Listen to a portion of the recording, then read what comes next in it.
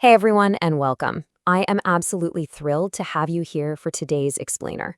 We are taking a really fascinating journey into the world of biological lyophilization. Basically, this is the exact, incredibly precise technology that keeps the world's most critical vaccines and biologicals viable for years. And listen, we aren't just skimming the surface today. We're going to do a complete slide-by-slide summary, taking you from high-level machine schematics straight down to the practical lab bench realities. So, if you want to understand exactly how we freeze time to preserve the world's most delicate biological materials, you are in exactly the right place. Let's get into it. Here is our roadmap for today. We'll start with system anatomy and mechanics, then move into the freezing paradox, check out thermodynamic drying phases, and finally wrap up with operations and maintenance. All right, Section 1, System Anatomy and Mechanics, System Engineering. So, a lyophilizer is essentially a masterclass in controlled extreme environments. Just look at the interconnectedness of this entire setup. We've got the product chamber with its temperature-controlled shelves, a massive condenser coil array, and this really powerful vacuum pump system. It's like a giant puzzle where every single component has to work in absolutely perfect harmony to manipulate temperature and pressure. Okay, let's zoom in a bit on these three main compartments.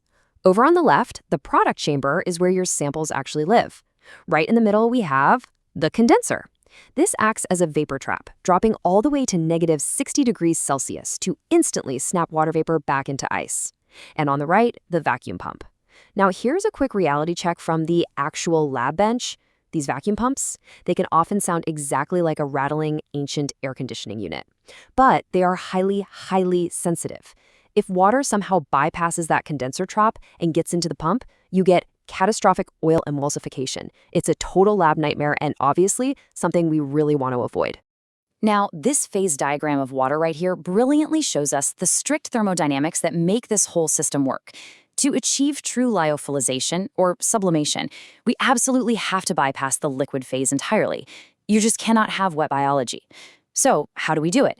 We drop the pressure below a very strict threshold of 0.612 kilopascals. That magic number is the triple point. Once you get below that line, solid ice transitions directly into water vapor. Boom. No liquid water involved. Moving on to Section 2, the freezing paradox, microbiology of freezing. Now, the freezing paradox is just fascinating.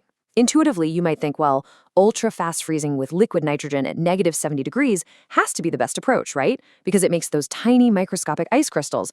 And structurally, it does. But here is the critical catch. If you do that without chemical stabilizers, ultra-fast freezing induces incredibly aggressive solute concentration. It literally unfolds and destroys the biological protein activity. You end up with the lowest possible activity retention, not what we want. To really wrap our heads around that threat, picture a perfectly happy protein floating in a liquid state. Now drop the temp to negative 40 degrees and watch those massive ice crystals start to expand. As the water turns to ice, it dramatically shrinks the available liquid volume. So, all the other solutes in that liquid are suddenly crammed into a hyper-concentrated space, literally crushing and spatially restricting our native protein. Let's just let this quote sink in for a second. It says, expanding ice crystals shrink the available liquid volume, forcing the protein to unfold in aggregate, rendering it biologically useless.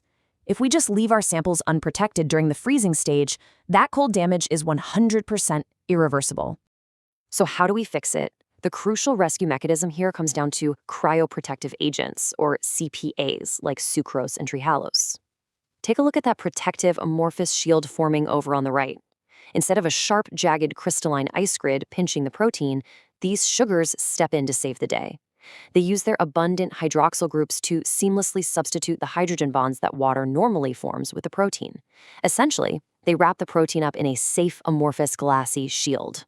And this magical process actually has a specific name: vitrification. By definition, it's the transformation of a substance into a non-crystalline, highly viscous, amorphous glass state. Achieving this glassy matrix without any actual sharp crystallization happening is literally the ultimate goal for preserving biologicals. It locks everything safely right in place. All right, Section 3, thermodynamic drying phases, time, temp, and pressure. Here is your high-level roadmap of the actual drying timeline. And as you can see, a typical cycle takes days, not hours. We're looking at freezing for the first 15 hours. Then, primary drying stretches all the way to hour 40. And finally, secondary drying takes us to the finish line at hour 60. Let's map this onto the actual data graph. If you follow the solid blue temperature line and the dashed white pressure line, you'll see a pretty cool story. During the freezing phase, the temperature drops drastically, but the pressure stays normal. Then, bam, right at hour 15, the vacuum engages. The pressure plummets for primary drying. Finally, at hour 40, we carefully raise the temperature to pull out those very last stubborn bits of moisture during secondary drying. Now, what's truly fascinating here are the actual mechanics behind primary drying. This is a purely endothermic process where mass sublimation occurs. Heat transfers via conduction straight from the shelf and radiation from the walls. The vapor travels directly from the solid ice matrix in the vial, completely skips the liquid phase, and shoots straight like an arrow towards that negative 60-degree condenser trap. But sublimation alone just isn't quite enough. We have to enter secondary drying. Look at those tiny, stubborn water molecules clinging so tightly to the protein matrix. Because they never actually froze into ice crystals in the first place, they simply cannot sublimate. They have to be desorbed. We do this by very gradually ramping the shelf temperature up to a nice ambient 25 degrees Celsius, while keeping that deep vacuum engaged. And this leaves us with a highly porous structural matrix, what we call the dry cake. So just to quickly summarize the big difference here. Primary drying relies on sublimation, right? Taking solid bulk ice straight to vapor. Secondary drying relies on desorption, which is coaxing tightly bound, unfrozen liquid into vapor. Mastering both of these phases is exactly how you get your final product down to that incredibly strict 1 to 2% residual moisture target. And finally, Section 4, Operations and Maintenance, Lab Bench Practicalities. Have you ever wondered how these vials are sealed perfectly under a vacuum without letting any room air sneak in? Well, it is a brilliant mechanical trick.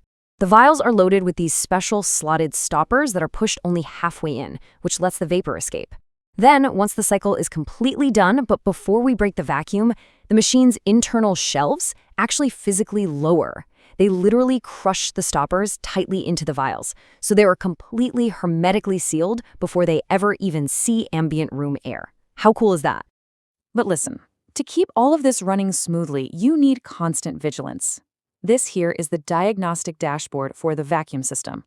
Task 1 is absolutely critical, checking your oil integrity. If your pump oil ever looks milky or cloudy, that is bad news. It means vapor has bypassed your trap and emulsified right into the oil. That requires an immediate oil change, or you are going to lose your vacuum pressure completely. To prevent disasters like that, here is your daily lab bench checklist. First up, open the gas ballast for 30 to 60 minutes post-cycle. This purges trapped moisture right out of the pump. Second, religiously defrost and wipe down the condenser to prevent any corrosion. Third, do a really simple magnet test on your chamber. True 304 stainless steel shouldn't stick to a magnet. If it does stick, it's impure and it might rust. And lastly, always keep those O-rings properly greased so you maintain absolute seals. Which brings us to our final thought for this explainer. Lyophilization really isn't just about pushing a button and walking away. It's a delicate, ongoing dance of physics, chemistry, and really rigorous mechanical maintenance. If mastering these microthermodynamics and simple bench checks literally dictates the survival of a single microscopic protein, how will this blueprint change the future of your own biological preservation work? Take these insights, go apply them to your lab, and keep on learning. Thank you so much for joining me today, and I'll see you next time.